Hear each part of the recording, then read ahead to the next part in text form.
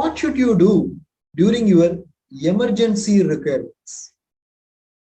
Welcome to Financial Planning 101 series on a roadmap to achieve your financial goals. Hi, this is Ramalingam from holisticinvestment.in. We help individual investors like you to take a right financial decision so that you can reach your financial goals faster and smarter. What should you do during your emergency needs? Let us see. When there is an emergency situation, are you ready to face that emergency situation? Emergency situation can shake you, then disturb your mind, can derail from your smooth financial journey. What will you do to manage that? If you have a job gap, you have been sent out. If there's a gap of 3 months or 6 months to get another job,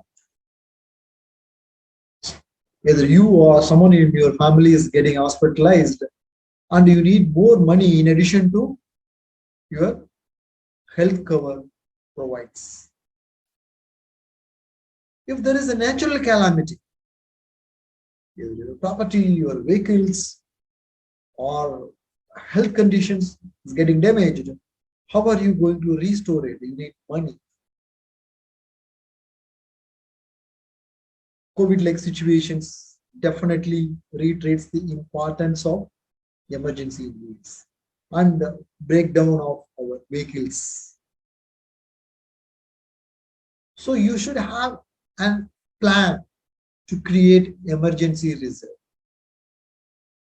Are we going to have proper emergency fund reserve? That is a very important question to answer. How are we going to create? What is the benchmark here? What is the number by which I have to create this emergency reserve? I'll explain, don't worry. First step is to calculate how much emergency reserve is needed. According to the thumb rule, it says 6 months of expenses plus EMI equivalent money you have to create as a reserve. Right?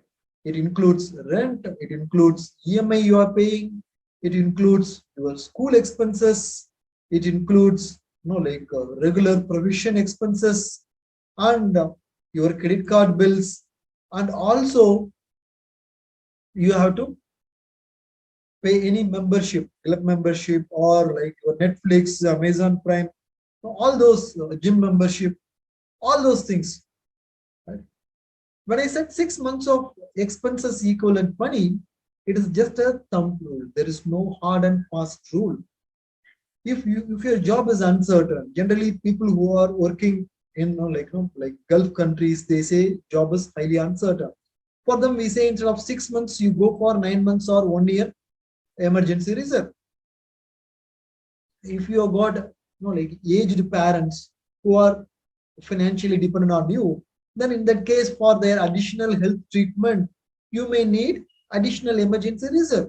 So in that case, we have to customize how much is needed.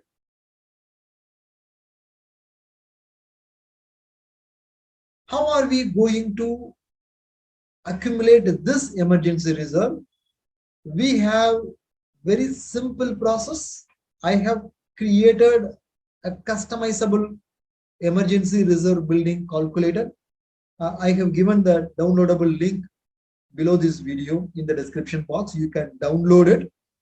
I will use the same video and show you how are we going to build emergency reserve step by step.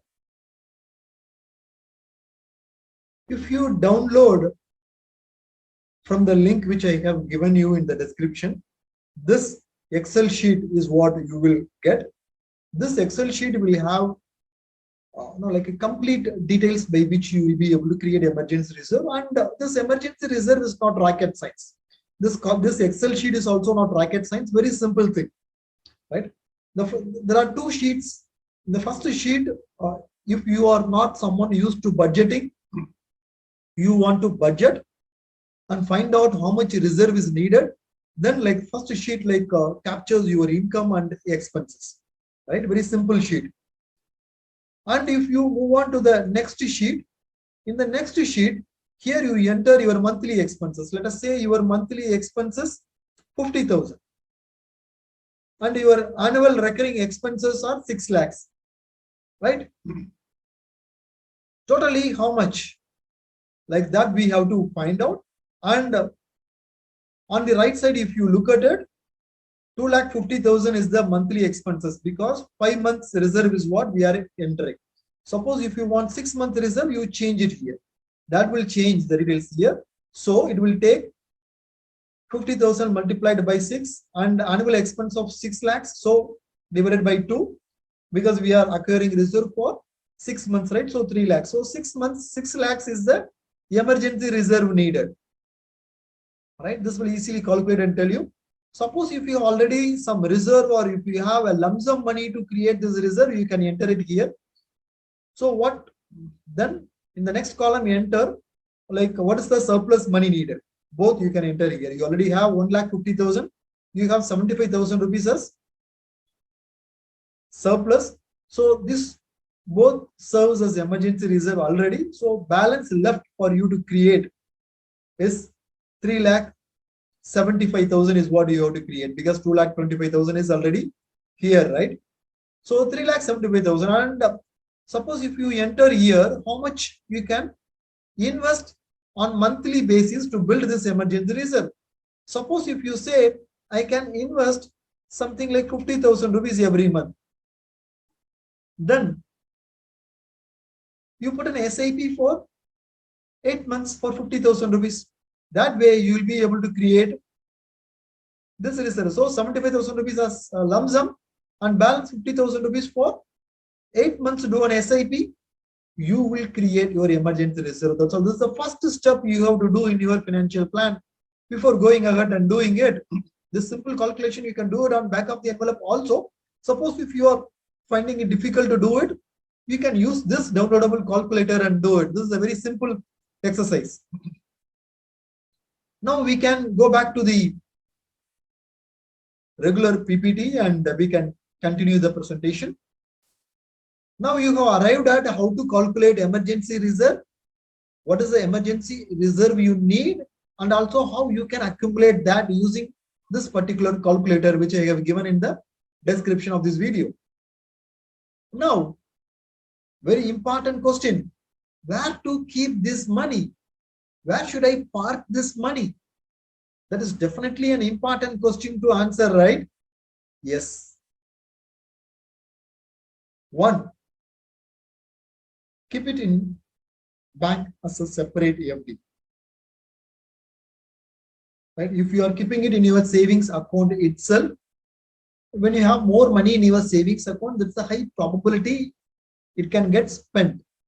That is why I'm asking you to put it as a separate FD. You have a separate savings account which you are not using it often. There is a flexi deposit available. No sweep in facility, they'll say, right? Flexi deposit that is available, you can keep it there. Third option is short-term debt funds like overnight funds or liquid mutual fund schemes or ultra short-term debt funds. These funds will not invest money in stock market. These funds will invest in commercial papers, treasury bills, short-term maturing fixed income papers. Right? So these funds deliver better than savings account and short-term deposit rates. All these 3 investments are safe to keep your money. And in liquid fund, within a day's notice, you will be able to get back your money.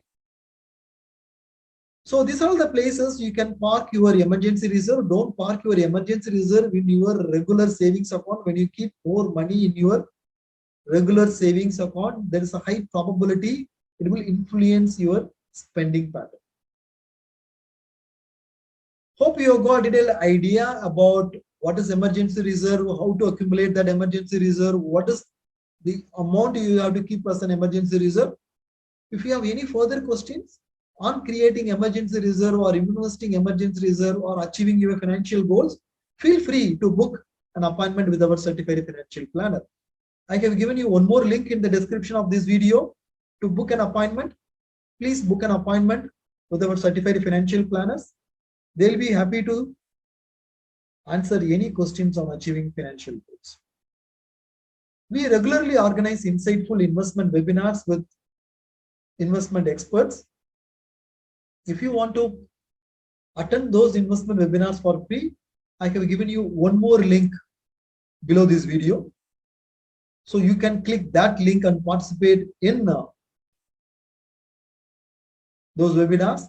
Also, you can ask any emergency reserve related questions there.